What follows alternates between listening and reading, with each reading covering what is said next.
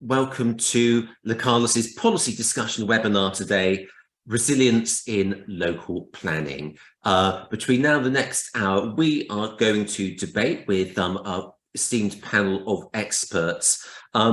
Something we've been looking at Localis in recent years. We've done successive reports on flooding, sustainable urban drainage, and the wider decarbonisation agenda. And we thought we'd sort of get into a campaign mode in a very small way to make the case for a local resilience act. And planning is where it starts. So for the purpose of today's webinar, we're going to ask, given the context of climate adaptation, how fit for purpose are our local plans and the broader NPPF in embedding climate resilience in place, and how can the national planning policy framework be amended to better facilitate climate resilience? And we put out a small kind of in-house report today, which is available on our website and which we'll share to all participants of today's webinar, in which we've done a survey looking at 88 local plans to identify how well prepared they are for this. In terms of the Local Resilience Act ourselves, our thinking here is it would be smart to ensure there's firstly funding for place resilience to meet statutory duties on local authorities as a core service line, to provide adaptation measures for the built and natural environments, and secondly, alongside that, to streamline existing legislation, including whatever's going through the Levelling Up and Regeneration Bill, to make sure we have control of the necessary changes at the local level. But today's policy webinar is all about how we're embedding resilience in local planning, and we have a great series of experts to talk it through, give their perspective. So the format of today, it will give me great pleasure to invite in the following order: Alistair Brown, Director, Arete Consultancy and Management; Ben Smith, Director, Climate and Sustainability Portfolio at Arup; good friend of Localis, Harry Steele, Infrastructure Specialist from the Royal Town and Planning Institute; and good pleasure to have again Joe Wall, Strategic Director for Climate Response at Local Partnerships. So the format of today, I'm going to invite our experts to give their views about where we are in terms of embedding resilience in planning. Then once they've had their say, we are going to debate amongst ourselves, and we're going to invite questions into the Q&A box, if we please. I know the chat box is always a temptation too, but please put your questions in the Q&A box, and we will explore the issues, the exchange that comes through until exactly more or less 12 o'clock, when I will call time on proceedings. So without any more ado, I'm going to invite Alistair Brown. Thanks for unmiking to get us started. Thank you very much, Alistair. Yes, good morning. Thank you very much. I thought maybe I'd put some context onto what I'm going to say by maybe asking 2 or 3 questions. Firstly, what do we mean by resilience? Secondly, what do communities need to do to make themselves more resilient? And thirdly, what can we expect in resilience planning, and where does planning authorities fit into this discussion? Because there is a new emerging idea around resilience planning in the UK, which I'll explain more about. So what do we mean by resilience? Resilience is the capability to withstand shocks and stresses and be able to bounce back stronger, whether you're a city or a town or a community. And I know we're speaking about climate resilience here, and climate resilience is very much focused on place, so the built environment, the natural environment. But there are so many interdependencies in resilience that you cannot ignore the social and economic factors that go with that. So if you think about a climate event such as, let's say, repeated flooding, that's clearly going to be a repeated stress on a town. And the people who are primarily affected within that town are often those who are in more areas of higher deprivation, higher concentrations of ethnic minority communities, more vulnerable people, and certainly that community will be the least resilient within that town. And indeed, we saw that during the pandemic, for example. So what other shocks and stresses could communities be subjected to? Pandemics, economic downturn, criminal behaviour. There's a whole variety of things, as well as climate. And it doesn't really matter what you have to be resilient to. The attributes of the community would be something fairly similar in each case. So if you take, for example, during the pandemic, you saw that the areas of higher deprivation were more affected, more severely affected, particularly during the earlier stages of the pandemic, when we didn't really have strong treatments, didn't know much about management or vaccination. And it was people from more highly deprived areas who were more severely impacted. And it doesn't, I mean, I worked on resilience strategies across the UK and indeed in cities across the world. And it doesn't matter which city, which country, which continent you're in, inequalities is always a barrier to resistance. So national planning policy framework, how that obviously influences local planning policies, local planning decisions. How does resilience feature within that? Well, it does, to be fair, it does acknowledge the need for social and economic factors as well as environmental. So it's very much based on the premise of the UN's Sustainable Development Goals. But if you do a quick search of NPPF, how many times does the R word feature? 4 is the answer. Twice around public safety, twice around climate. It's got a nice glossary at the end of the NPPF, doesn't define resilience, doesn't talk about inequalities either. So clearly there's a good bit of work still to be done in terms of where we get planning policy in relation to resilience as well. As I said earlier, I've worked on a number of resilience strategies in cities across the UK. Not all cities will have a resilience strategy. If they do, planning policy and planning decisions must really align to that resilience strategy, must understand what the aims and objectives, the vision is, and that's the resilience strategy. If they don't, well, the UK government have recently published its National Resilience Framework. Now, this came out at the end of last year, and it's very much about the direction of resilience planning in the UK over the next 10 to 15 years. In the past, in the last 10 to 15 years, resilience planning has been very much the remit of local resilience forums. They were set up in 2004 under the Civil Contingencies Act, and they've been very much focusing on blue light services, emergency planning, tactical preparation, responding to incidents, and being able to be prepared to respond to incidents. But the new resilience framework is going to bring out a much more holistic view of what resilience planning is about, much more of a whole of society approach. Therefore, we'd expect local resilience forums to not just involve blue light services, but also local businesses, local communities, local community groups, indeed, local professionals such as planning officials, public health officials, economic development, and so on. So it's a much broader, stronger resilience planning which is coming our way in the UK in the next 10 to 15 years. And planning authorities really do need to be engaged in that and take part, participate within that over the course of the next 10 to 15 years. What can we expect very quickly? Greater focus on regulation for resilience, more accurate data to assist resilience planning, resilience standards and more consistent measurement of resilience, and undoubtedly a greater use of technology as well. So I'm going to finish there. Hopefully that's about 5 minutes, and hopefully we can pick up some of these points during the question and discussion. And thank you very much for listening. Alistair, many thanks indeed for getting us off to the strongest of starts, asking us what do we mean by resilience and taking us through.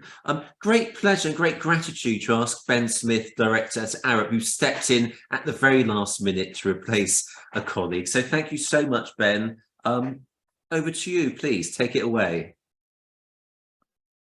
Thank you, Jonathan, and good morning, everyone. Yeah, as has been said, my name is Ben Smith. I lead Arab Sustainability and Climate Change Consulting Group in London. Really pleased to join the conversation this morning. And as Jonathan said, I'm a very late stand-in for a brilliant colleague, Laura Frost, who would have been here, but for being quite unwell today. But she has helped me in preparing some talking points for the session this morning. So, and I come with many of my own questions. I'm quite interested to see where the conversation leads us to. So Jonathan, you asked us to think in advance about a couple of points. How fit for purpose are local plans and the broader NPPF in embedding climate resilience into place? And perhaps I'll start there and then we'll go on from there to see perhaps where there is room for improvement. I think it's important to say that the UK's Climate Change Act remains one of the most ambitious legislative moves by any national government globally. You'll all know that it was amended to set a target for carbon emissions in the UK to become net zero by 2050. But the Act also puts into place a rolling cycle of statutory national risk assessments and a resulting adaptation plan to address those risks. And there aren't really many other countries, if any, that have that kind of adaptation process in place. And that act really does kind of filter them through down into the national planning legislation, right through to local plan making. And as Alistair has already said before me, whilst I'm sure he and I might have done a similar search on the word resilience in the NPPF, despite the fact that you've only found 4 hits there, Alistair, there is a kind of broader understanding that this is important and it is touched on in many different ways throughout the NPPF, but also a number of the supporting documents. So we know the NPPF promotes an approach to mitigation adapting climate change, taking into account the long-term implications of flood risk, for example, water supply, biodiversity, and landscapes, as well as overheating. And that broad concept of resilience is captured in that NPPF that does touch on the shocks and stress beyond climate change as well, and really does promote a sort of integrated approach to considering resilience across all hazard types. So look, we think the NPPF, it sets out the groundwork in a pretty useful way, but that needs to be sort of built on.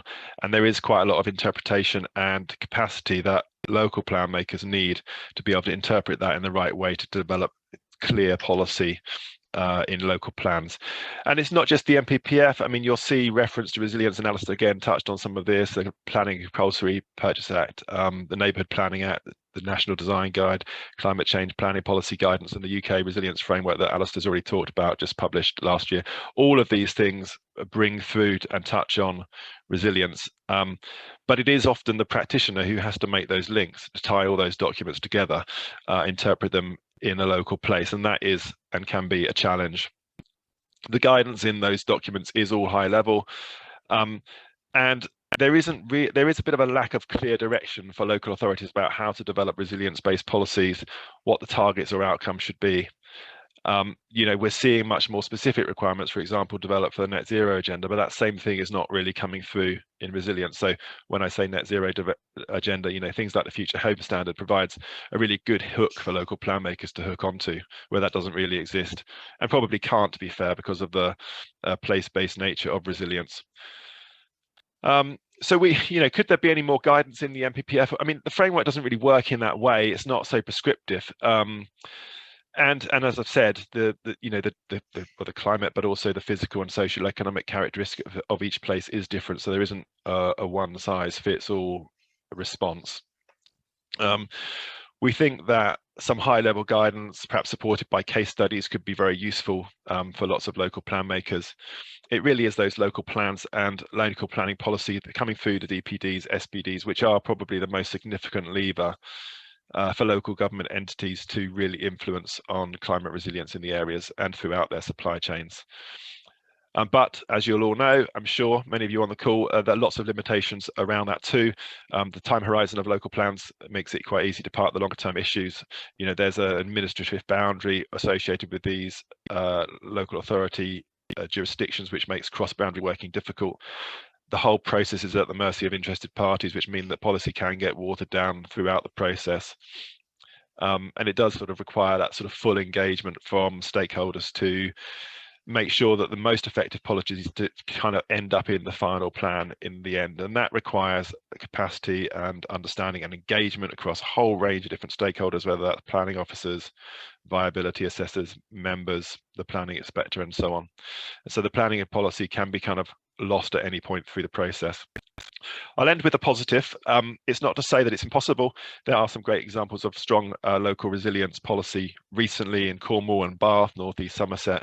So when the system works as it should, it can be really good. But we do see opportunities to provide further guidance and help build capacity at the local level to make sure that it's working better more of the time.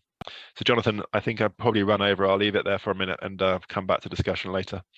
Ben, many thanks. Again, amazingly strong contribution, and do hope that Laura gets better soon. But thank you for being a more than capable, able replacement. Very much appreciated. Okie doke. We're going to invite Harry Steele, infrastructure specialist from the RTPI, to give your view. Over to you, Harry, and thanks again. Pleasure. Thank you for having me. So I'm going to mainly be touching on the NPPF. And sort of building on our official response last week, which was made up from member views from 16 roundtables we've held over the last 2 months. I think in terms of climate change, the general sort of top line is that the framework has quite clearly identified climate change as an issue, but it's not positioned itself as sort of an issue to be solved or at least tackled immediately. I wouldn't go as far as saying it's kicked it down the road, but it's certainly pushed it along the sort of timeline when perhaps this should really be an issue that we should be addressing now and trying to build in resilience at the earliest possible stages. The framework doesn't particularly equip the local authorities with the tools to help deliver climate change sort of adaptation and resilience. Sort of recent changes, perhaps the planning fees consultation that was released last week, identifies some way of sort of providing local authorities with more tools and skills and of course funding, but yeah, currently we don't really see that urgent action that we would like to see. Small changes to things such as the onshore wind policy are unfortunately largely ineffective currently. Sort of very minor wording changes which don't really change the overall outcome. But yeah, I think the sort of top line for us is that we need to act on some of these challenges today and really build in that resilience now. How that resilience would look for us, it would be something that's more holistic and interlinked. So understanding that planning unfortunately does operate in silos quite often due to whether it's specialisms or different speeds of some of these specialisms, but trying to bring them together to sort of create overarching strategies to tackle issues.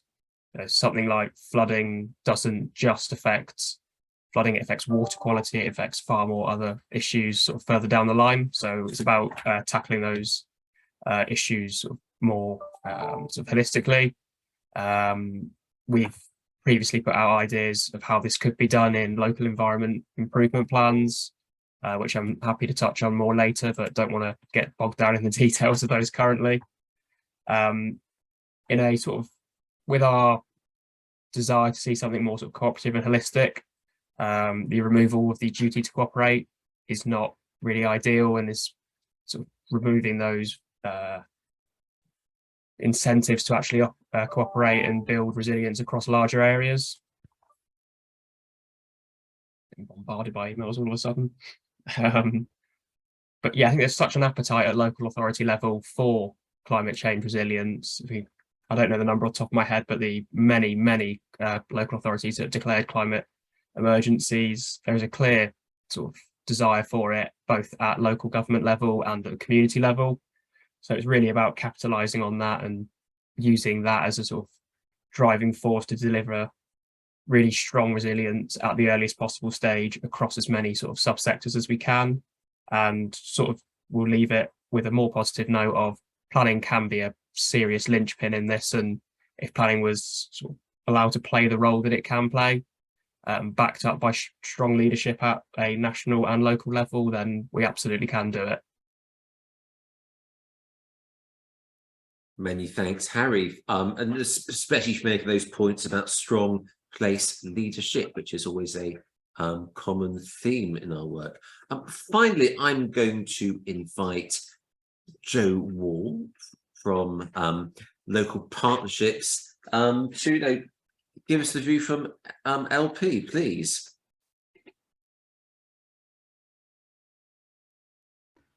Sorry, I'm having problems with a frozen mouse. Hello, good morning. I'm Jo Wall. I'm the Strategic Director for Climate Response at Local Partnerships. And for those of you who may not have come across Local Partnerships, we are owned by the Treasury, the Local Government Association and the Welsh Government. And we only work in the public sector with the public sector to try and help us all work together better. We have recently been doing some work for the LGA on climate adaptation, and in particular their response to NAP3 and where DEFRA are with the National Adaptation Programme. In terms of local plans and the NPPF, I think the first thing that I would say is that they can only ever be part of the story, because the local plan is only one function of the local authority. And it only looks at change of use really with land rather than necessarily existing land use. And many of the things that we need to do as a society to adapt to climate change and become more resilient actually touch things like agricultural land and land which is non-urbanized. And whilst technically that sits in the planning framework, the reality is that landowners and others can do pretty much what they like with very large areas of land that actually mean we can't take a strategic approach to things like woodland creation and how we might use some of those kind of nature-based solutions. So my first challenge would be around actually how do you deal with some of that wider land use issue, and should some of those things that are currently permitted rights actually come into a slightly stricter framework. The second bit would be around the plan cycle and the length of the plan cycle versus what's actually quite a dynamic situation with climate adaptation. And even the data sets that sit underneath climate adaptation. So next year we're expecting new Environment Agency flood maps that will show significantly more areas being pulled into some of the higher flood risk zones. That won't be reflected in quite a lot of local plans for some years to come. But also we're starting to see the Met Office producing localised data on what local climate impacts might look like. And in our view, local authorities should be taking that information and with the help ideally of central government joining up some of those big data sources, producing local adaptation plans that actually look at not just new development, but also what needs to be done on a wider basis across the area. So that might consider things like the NPPF has looked at housing targets over the years. What it's not looking at is housing that might need to be decommissioned. We're not having the big conversation about areas of the country that actually we might need to abandon or say are no longer fully inhabitable over time, and how we're going to deal with some of those issues. So I think there are bits of the NPPF that probably need to be more strategic, if I'm honest. We need to look at design standards. I think that's been touched on, but particularly around climate resilience, so structural shading and rainwater harvesting and the like really should be part of every single new build, but should also be part of refurbishment in the same way that building regs require you to improve the energy efficiency of an external envelope if you touch more than a certain percentage of it. That should equally apply to climate adaptation measures. And local authorities can deal with that to a degree through design standards, but it would be helpful if that was embedded more in the NPPF. In terms of risk assessments and climate plans, we've actually got a free to use tool on our website, which helps local authorities look at climate risk in relation to their own service provision, but also takes you through a process to develop a climate adaptation plan. Now, I think that those should actually be part of the suite of documents that are considered as part of the local plan suite as well, but on a slightly more dynamic basis than some of the others are. And that would be a vehicle then for bringing in some of that more live data. In terms of the NPPF as well, I would still say its primary focus is flooding, and that's largely fluvial flooding rather than surface water, which by the Bank of England standards is rated to be the biggest single risk to the economy right now. But it doesn't really consider that much around drought, food security, and some of the other things that we might need to do in relation to heat and changing volumes of water and how we might deal with those as a society, what we might need to do around our food supply, whether we might need to relax planning guidance on things like vertical farming and things like that, so that we can actually produce more of our own fresh fruit and vegetables rather than relying on Europe, where we're starting to see already the impacts of climate change. I think that's probably where I'll leave it, other than to say, obviously, some of the stuff around biodiversity net gain and local nature recovery plans is good to see. But again, it's just scratching the surface because it's only looking at new development rather than necessarily taking a more holistic approach. Thank you. Many thanks, Joe, and many thanks to Alistair, Ben, and Harry for again, setting out the issues, the interdependencies, and the agenda so far. And I think we've learned a lot from it. So thanks for those opening sallies. I am now going to open us up to the Q&A, so we can debate amongst ourselves as panelists questions which have been put in already. And we've got two. First up is from Colin McKenna. We'll take these first two together. Colin asks, should local plans include a statement saying what climate change scenario it takes into consideration and how the proposed development would impact on the risks set out by local resilience forums? So should local plans declare the scenarios they take into consideration and how it aligns with what the LRFs have in place? And Stratford Climate Action asks, how does resilience differ from climate adaptation? Is there a distinction to be drawn there? Anyone from the panel, put your hand up or butt in. I'm quite happy to Thank you, Alistair. Take a go. I think what I was talking about during the discussion on the National Resilience Framework was how local resilience forums would adapt and change over time to take on the new kind of idea of a whole of society approach and a much more holistic thinking about what resilience means. So I think, in answer to the first question, I think that, a local resilience forum, like there's one in every local authority area. So each local authority should be clear about what it has to be resilient to. And in many cases, that will obviously be climate events, such as flooding or high temperatures or drought or whatever. So they need to be clear about what it is they need to be resilient against. And they need to be clear about what they think they need to do in order to address that.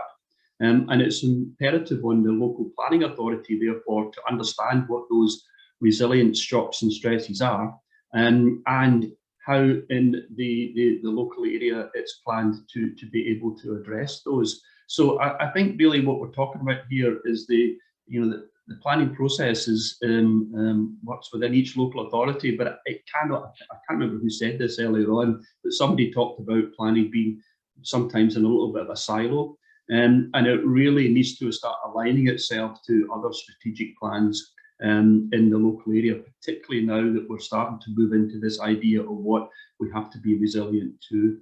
And the second question, I think, is I think one is part of the other. So climate adaptation is part of what makes you more resilient. Many thanks, Alistair, for getting off. Any other panels like to get Ben? Let's bring you in. Thanks, Jonathan. Yeah, I'll come in quickly on that one. I mean, I think my answer to the first part of it is yes. I think if you can include in your local plan what climate change scenario you've assumed, you should do that. And where possible, you should be able to give some commentary about the impact the local plan might have on the risk set out by the local resilience forum. I guess where my head goes to, though, is that the local resilience forums are generally covering much larger areas than any individual local authority and are generally a bit short on capacity. And they bring together people from all sorts of different spheres, whether that's police, fire, ambulance, whatever. Planning being a small part of probably where their focus would be. So, again, it's just that issue of capacity. I don't suppose it would be that easy to get the local resilience forums to be able to contribute meaningfully to every local plan making process. So it might be that the local plan makers have to do a little bit of outreach and interpretation and to kind of distill that input into their plan. So just a quick thought on that. On the second one, I mean, they're interrelated, but I think for me the climate adaptation is about adapting to changes in climatic conditions, whether that's heat, water stress, drought, flooding. Resilience is much broader, could be cybersecurity, terrorism, a whole range of different kind of shocks and stresses that outside of those that are just climate hazards. Many thanks indeed. Ben, Joe or Harry want to? Don't have. Joe, you're unmuted. You are. I am unmuted. So I think there's a couple of things here. The first one, for me, the difference between resilience and climate adaptation, I think that point that resilience could be wider than just climate, absolutely. I think resilience for me is also that ability to go again. If you've had incidents, if you pick yourself up, if you scrape yourself up, how does your community cope with repeated events? So I think resilience has that kind of that wider dynamic that involves people's lives and feelings in a way that adaptation is a bit more kind of, how do we actually plan for the future? What needs to change? Do we need to design services in different ways? Do we need to adapt our buildings? Do we need to stop water flowing? So it's got a more planned and physical dimension for me than the resilience part. In terms of the local resilience forums, my experience of them, and certainly the piece of work we've been doing with local authorities through the adaptation process, the feeling with the local authorities is that a lot of them are very focused on dealing with the incident. They're very much, Gold Command rushes in, deals with the incident. There's not much future scanning, and there's not much capacity even to look back. They look back at lessons learned in terms of how they responded to the incident, but not necessarily about how the incident could have been prevented in the first place. So I think if local resilience forums are going to become that kind of central piece, there's a lot of capacity that currently sits in the local authorities that would need to come into that space, that perhaps actually looks and thinks about some of those wider questions. So I think for me, that's kind of the interesting development as to who's going to take the lead on that resilience piece going forward. Sorry, excuse the cat. In terms of these climate change scenarios, yes, I think they absolutely should state what the baseline is. They should also state what the range of that baseline is, but I think there should be central government guidance on what that should be. So it shouldn't be for an individual local authority to pick a particular climate pathway. I think that is something that should be part of perhaps NPPF as to which pathway we're on. Joe and feline friend, many thanks. I was listening to the state programme so in Australia having catios to stop Aussie moggies killing too many of the local wildlife. Do you have a catios? Unfortunately, that one's particularly murderous, so let's not go there. Okay. Well, Harry, if I can put you on the spot quickly, any thoughts on those for the first two questions?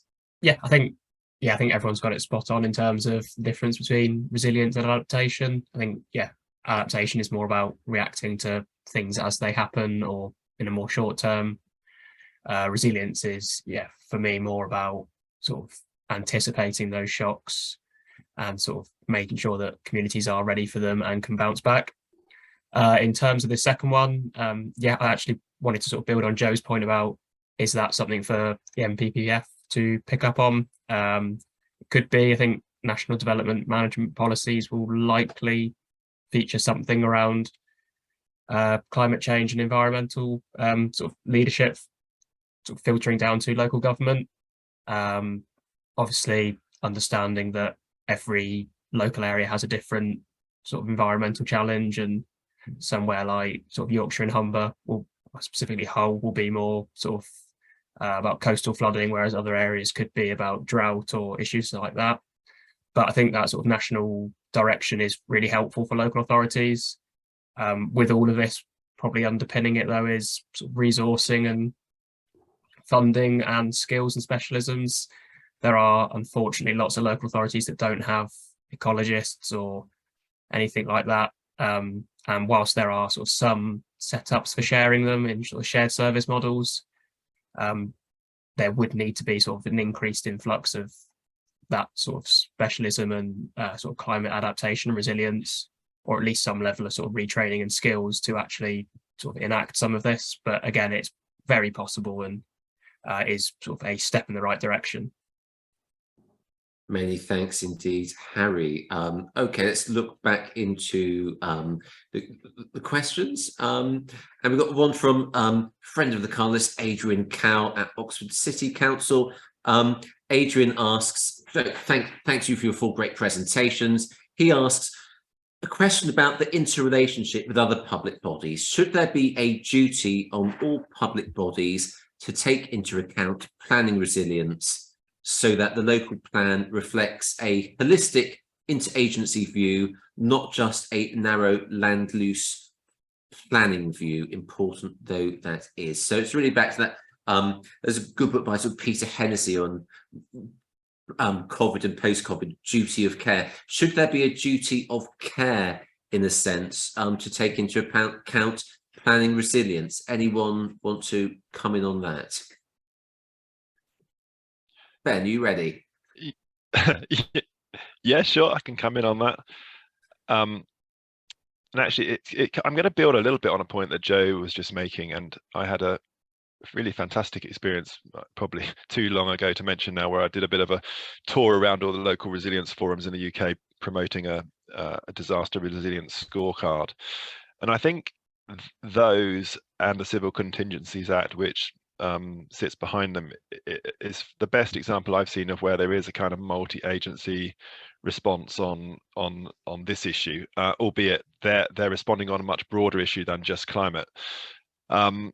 So I'm not necessarily talking about duty, but I think that those forums are a place where all the different public bodies do come together. And there was, and I don't know if there still is, but I'm sure really good links between the individual forums and the Cabinet Office, and then through to COBRA as well. So I think that was in place certainly a decade ago when I was looking at it, and it was really positive. But to build on Joe's point, as I said I was going to, when taking that disaster resilience scorecard into those forums and talking about that future scanning, what might be the climate risks, how might they affect the area in the future, what you're doing to respond to a real absence of any kind of anything material, really, to the extent of the fire brigade going every 6 months to pump out a field floods consistently, but no one thinking more broadly about how might they stop that place from flooding so that they don't have to keep going back and dealing with it as an incident. So I think I suppose where I'm going with this is I think there's a need for much more engagement from those people who are delivering local plans and thinking about resilience policy from a plan making point of view with those other agencies that come together already through the local resilience forums. Sorry, that was a little long-winded. I'll stop now. Well, I've got you, Ben. So Richard's has got quite an effective follow-up question. Have you seen or discerned any change in the relationship between central and local government around these issues? How effective is the relationship, and are you seeing anything being done to improve central-local when it comes to long-term resilience?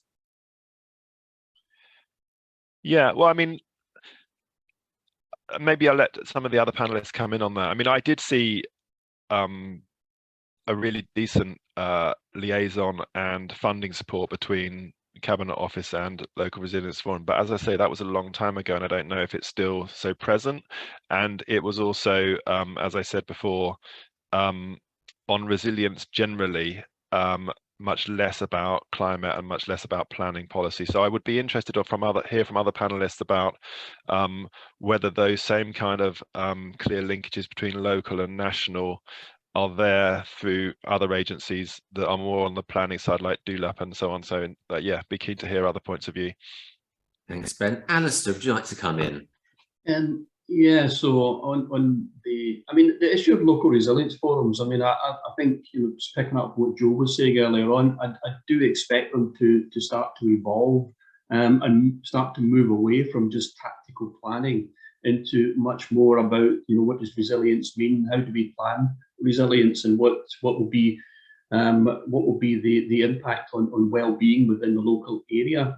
So it's going to have to start involving other agencies as well as the blue light services, which is primarily what it is just now. And that will be local businesses, for example, local community groups, and it will be local planning authorities. They will be much more engaged on resilience planning in the future. And I do wonder, I mean, I've chaired plenty of the local resilience forums and sat in them over the years, and I do maybe wonder whether we need to look at more regionalisation of some of the resilience planning responses. You know, if you take things like a climate event, it's quite often impacting not just within the one local authority area or the one local resilience forum. And so there needs to be maybe, I think Ben was right, there is a structure that takes you all the way into central government, which is great, but maybe it needs a review of what that structure's like, and do we need to introduce maybe more of a regional tier into the structure as well to allow us to accommodate some of the wider, more regional type discussions. I think that might be useful. Many thanks, Alistair, for that point on regional scale. Joe or Harry, I'd like to... Any volunteers?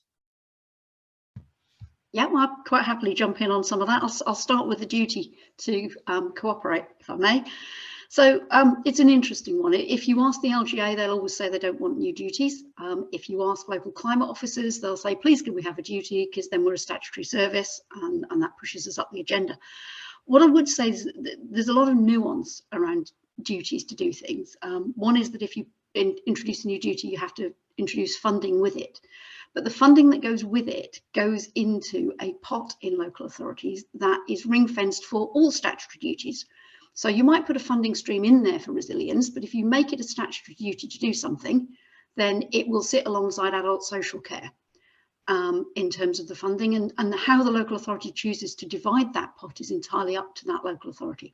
So just because funding's been made available by central government to do that thing that is the duty does not mean that all of that funding will be addressed to that duty.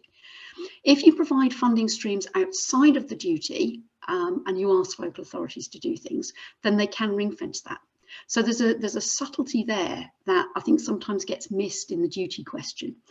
And duties can also get tied up in local politics. That duty to cooperate in planning has been quite difficult in some areas. And I know some planning authorities are quite relieved to have had that removed, because it's been an avenue for things to become more political than they perhaps need to be. And actually, in dealing with climate change, the one thing we absolutely don't need to be is particularly political. We need consensus and we need stability. So that would be my kind of first bit around the duty. The second bit is around the relationship between local and central government. And I think I would start off by saying I think that the relationships within central government are not actually particularly effective on climate sometimes. So DEFRA are the primary body that respond on climate in terms of climate adaptation. Obviously, in terms of mitigation, it's the Department for Energy Security and Net Zero. So you've got a divide there. You see all the profile stuff around net zero. You see very, very little of the same kind of profile around climate adaptation. It's almost as though we don't want to own what's going to happen. And again, that doesn't necessarily play out that strongly then into things like the NPPF and DLUC. So my first bit would be, I think central government could be a lot more coordinated on how it deals with climate, and a bit more grown up about actually, you know, net zero is all very well, but the reality is that we're going to live in a changing climate anyway. So adaptation needs to happen, and we need to get on with it. So the next part of that is really then around how DEFRA in particular interface with local government around the National Adaptation Plan. And they do that through the local area, the Local Adaptation Advisory Panel, which comprises about 30 local authorities that sit on a committee that meets regularly with DEFRA. And DEFRA take that to be a yardstick of how the sector is coping with climate adaptation. The reality is what's actually on that group is largely a group of local authorities who actually are at the forefront and not really representative of the wider local authority bodies. So DEFRA have a slightly distorted view of how prepared local authorities are, and lots of local authorities are not very engaged with the National Adaptation Plan. So I think there's plenty of work to be done there in terms of improving that relationship and the reach of the LAP and knowledge of what's in the adaptation plan. I think in terms of the role of local authorities versus the Local Resilience Forum, I think that's a really interesting question that needs to get played out. probably speaking out of turn here, I think it would be a mistake if climate planning was left in the hands of the blue light services. I think it needs actually to be led by the local authority as the place and community leaders. But how that works across the LRF versus the local authority, slightly different question. I guess a very interesting point you make about intra-local relationships. Harry, do you have any thoughts on, in addition to that? Yeah, sort of building on Alice's point about, is there a way of making it sort of more regional for climate planning? I think probably about 18 months ago, we put out a report called Green Growth Board, sort of looking at bringing together local authorities and local decision makers in an area to establish shared plans for all manner of things, from transport to water to environmental concerns. And that's sort of a more informal way of doing it. But yeah, I think that need to bring together groups and actually sort of share, whether it's best practice or just build to sort of more established and cohesive policies together, is really important. I think, you know, sort of goes without saying, rivers don't stop at council boundaries, nor do any sort of climate concerns. You know, if there's a drought in one council, there's almost certainly a drought in the neighbouring council. So sort of establishing those sort of shared plans and shared approaches is really important, and I think is certainly one way of building in sort of resilience in terms of, yeah, sharing, whether it's best practice, maybe in some cases capacity or skills and specific specialisms. Yeah, I think it's really important to make sure that councils aren't being left in those sort of silos that planning itself is very guilty of doing as well. Many thanks, Harry. Okay, we're coming to sort of more, not quite to the end, but got a couple of questions coming up. I sort of always talked about sort of data, sort of Met Office forecasts, as well as Environment Agency data. We've got a separate project looking at local public services and sort of data across the public sector is, you know, seen as the key to unlocking reform and innovation. So Steve Venori asks, you know, given Met Office adaptation scenarios, are we prepared for dealing with both hotter and colder temperatures? And question from Governance Risk asking about how we're using resilience to support areas of deprivation and communities more, such as ethnic minorities, more likely to be exposed to climate change. So broader question, maybe involving data and use of analysis. How do we prepare for extremities of heat and integrating what information we have, as well as the population data and social and economic data into the mix? Any thoughts or from the panelists? I'm happy to jump in to start off if that helps, Jonathan. It's very helpful, Jay. Thank you. So I think the first thing I'd say is that local authorities run a good GIS system, and actually in an ideal world you would be able to layer in all those government databases into the GIS, which would then enable you, with some health data as well, to then have a really interactive tool that would look at high vulnerability. You could look at your super output areas, your areas of deprivation, and map that against the local climate projections. So I think from my perspective, that would be, and ideally the LRF or local authorities would also be able to overlay information there about what's actually happening on the ground locally, as well as what's forecast to happen. So, you know, if you've got areas where, for example, you see repeated surface water flooding, that won't be picked up in any of the national data sets, but the ability to overlay that would be really helpful. You know, heat islands where you've got deprived communities, that sort of stuff. I think it would be a really good resource to sit underneath both resilience planning and planning in terms of understanding kind of what sits where and what's likely to happen. In terms of the Stephen's question about warmer and colder temperatures, I think actually without necessarily trying too hard, the net zero stream is picking up some of that colder temperatures piece, because a lot of that is about energy efficiency. It's not entirely about energy efficiency, but a chunk of that, making buildings warmer and more habitable, is about actually having more efficient building stock. So there are some other things to do in those colder temperatures, particularly around transport and again, identifying vulnerabilities, that sort of stuff. But some of that, the expected pathway is that we are going to be warmer and drier. We'll be warmer and wetter in the winters, and I think we, to an extent, need to rely on the likes of the Met Office. Their predictions might change, but they're probably not going to change overnight. Many thanks indeed, Joe, for getting started off. Alistair, do you want to come in next?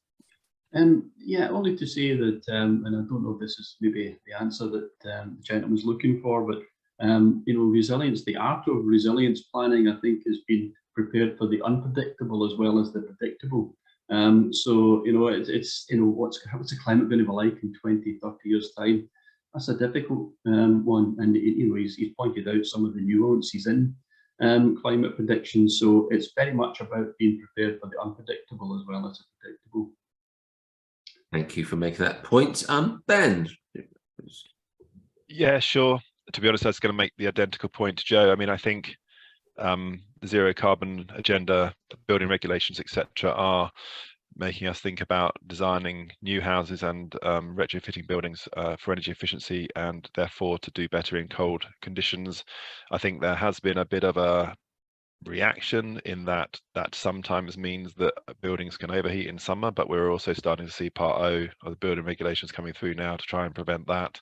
So there's greater awareness of that. So I think it is possible to adapt to both hotter and colder temperatures at the same time. I think on the point of ethnic minorities and areas of deprivation, I mean, I think where my mind goes to on this one is that probably there's an important point around engagement, and we typically don't get that right, and we aren't getting a broader cross-section of society feeding into these kind of discussions to lead us to sort of consensus actions. I thought the series on BBC Two that David Attenborough led around the what do you call it, you bringing people together to talk about the climate actions that would be needed to roll out was fascinating in terms of where different people came from, with their starting positions to where they end up. I found that program was amazing. My colleague Laura, who I've mentioned already, was involved with C40 in developing a guidebook called Inclusive Climate Action Playbook, which has got loads of kind of different tools, workshop approaches, etc., to help reach some of those perhaps normally underrepresented groups in these types of conversations. So I think, yeah, I'll just say that I think engagement is important to try and work as hard as we can to get the broadest cross section of people involved in the conversation. Many and thanks. I'll stop there. That's very grateful for that, Ben. I think we'll conclude with a talk on engagement to wrap us off. Harry, any thoughts your side before we? Just going to say, sort of on that point around the challenge between warmer weather and colder weather. Obviously, that goes with sort of issues of drought and flooding. Actually, there's quite a lot of policies for drought and flood sort of management that are sort of one and the same. Rewilding and restoring wetlands can both sort of help contain water in runoff for rainfall periods, whilst also containing water during drought periods. So yeah, I think in building that resilience, if we can operate in a more sort of a do everything scenario, there are actually a lot of policies which can cover both of those concerns at the same time. And yeah, I think that point around engagement is really key. And I used to work in sort of engagement on a lot of infrastructure projects, and some get it right, some don't. And yeah, I think certainly around reaching those sort of minority groups, those harder to reach groups, it's about sort of really diluting what their community is going to look like in sort of under climate change, whilst also trying to sort of really set out a clear guide of where that community needs to be in terms of built environment to actually sort of begin to build that resilience. And yeah, I think it's something that the industry is starting to get to grips with, but is certainly something that I think more needs to be done in, and more again can be done in. And it's pretty straightforward in terms of getting out there and building those sort of best practice and toolkits and guides to engage with those groups. Many thanks indeed. Harry. Now we're into the last sort of 5 minutes, and I think we'll sort of closing thoughts. Take it to that question of community engagement. Question from Henry Richards. Obviously, we've been discussing engagement. He asks, how can anyone say anything more on engaging communities and what works? Do we have any examples of good practice in this field? Clearly, you know, we've been looking at Localis, at community engagement in planning and building, as well as through the pride in place aspect of the levelling up agenda for public realm. But is anyone, how's this playing out in terms of local resilience? And if anyone's got anything to throw in, please do so. Alistair, you got?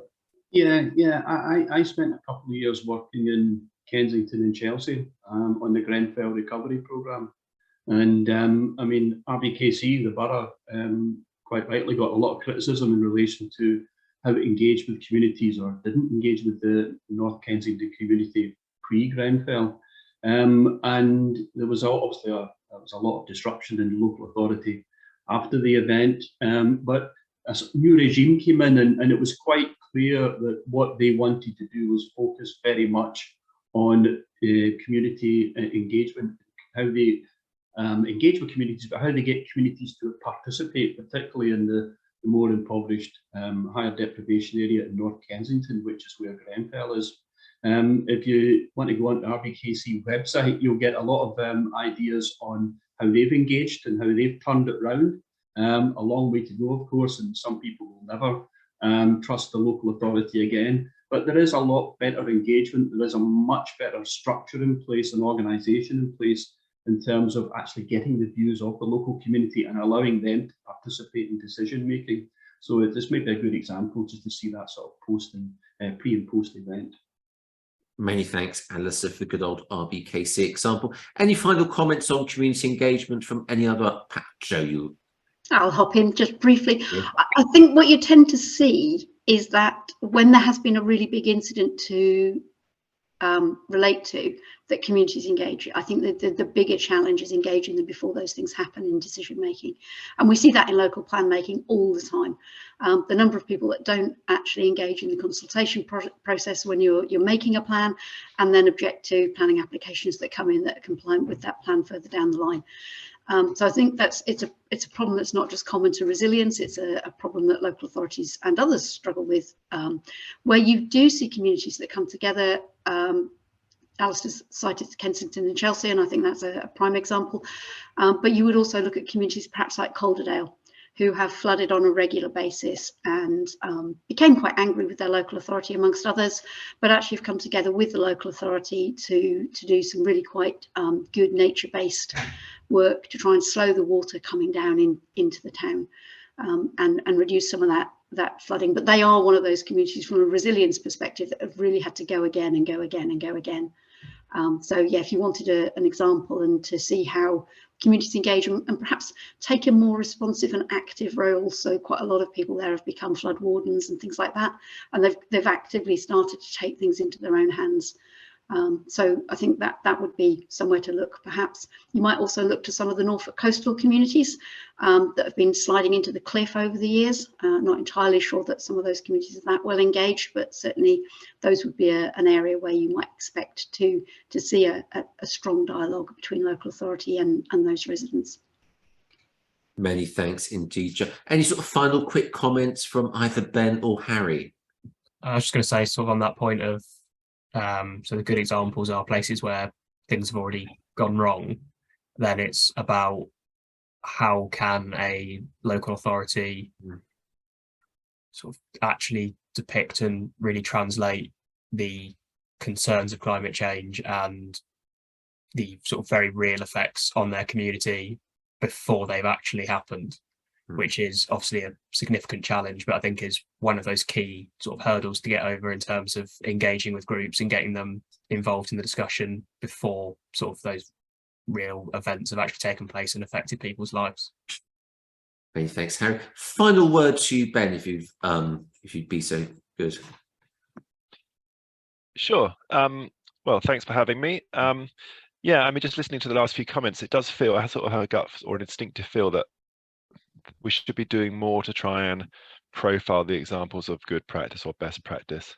It feels like there are those, they do exist around the place, but perhaps we could do more to get them out there and shared.